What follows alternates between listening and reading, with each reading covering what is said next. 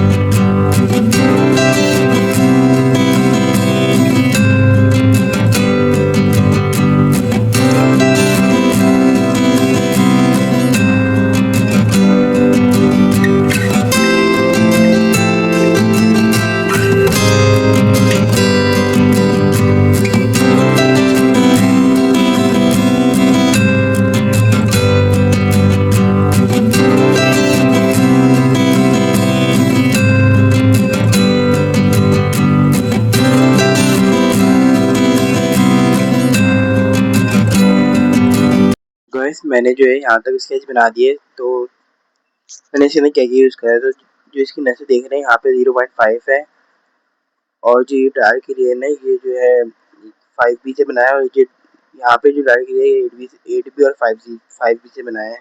ये भी वही हुआ है। ये जो है ना ब्लेंडिंग सिस्टम से जो ऊपर ग्रेफाइट लगा हुआ होता है ना इसके, ये देखो ये लगा हुआ है ना ऊपर ग्रेफाइट, तो बस यहाँ पे हल्का सा करा तो बन गया शेड ना।